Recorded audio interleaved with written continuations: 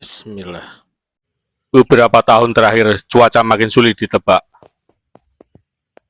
Musim kemarau datang tak menentu, dan musim hujan pun sering berlarut. Kondisi ini ternyata berpengaruh besar pada tanaman jeruk, terutama jeruk bawang atau cokun asal Thailand. Biasanya jeruk akan berbunga lebat ketika habis kemarau, sinar matahari penuh, udara kering, dan kadar air tanah menurun. Tapi begitu cuaca tak menentu, tanaman jadi bingung menentukan waktu berbunga. Banyak petani akhirnya mengeluh, pohon jeruk subur tapi tak kunjung berbunga. Caranya bukan dengan pupuk mahal, bukan juga dengan kimia, tapi dengan pengeratan batang.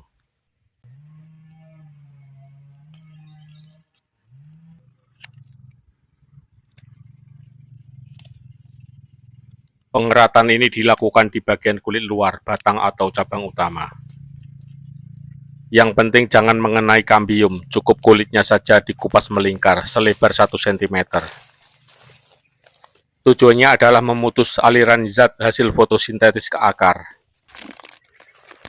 Saat aliran itu tertahan, tanaman dirinya merasa dalam bahaya, seolah akan mati. Nah, dalam kondisi stres seperti ini, insting alami tanaman muncul. Aku akan meneruskan keturunan. Maka terbentuklah bunga, dan dari bunga itulah lahirlah buah. Menariknya, teknik pengeratan ini dulu sudah digunakan petani Thailand untuk mempercepat produksi jeruk di musim basah. Mereka paham bahwa stres ringan bisa memicu respon reproduksi pada tanaman buah. Tapi ingat, jangan dilakukan terlalu sering. Kalau salah kerat, tanaman bisa layu atau busuk batang. Berbeda dengan jeruk, alpukat punya karakter yang lebih adaptif, asal bibit cocok di lahanmu. Seperti di lahan sebelah ini, alpukat bisa berbunga kapan saja, tidak perlu nunggu musim kemarau panjang, cukup 1 minggu tanpa hujan, tunas bunga langsung bermunculan. Karena itu, banyak petani sekarang belajar menyeimbangkan dua hal.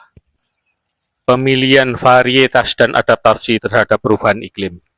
Jeruk perlu trik, alpukat perlu tempat yang pas. Semua kembali pada pemahaman dasar. Setiap tanaman punya bahasa sendiri untuk berbuah. Kalau cuaca tidak bisa diatur, yang bisa diatur adalah strategi tanam dan cara membaca tanda-tanda alam. Seperti manusia, tanaman juga diajak berkomunikasi, kadang lewat stres ringan, kadang lewat perawatan lembut.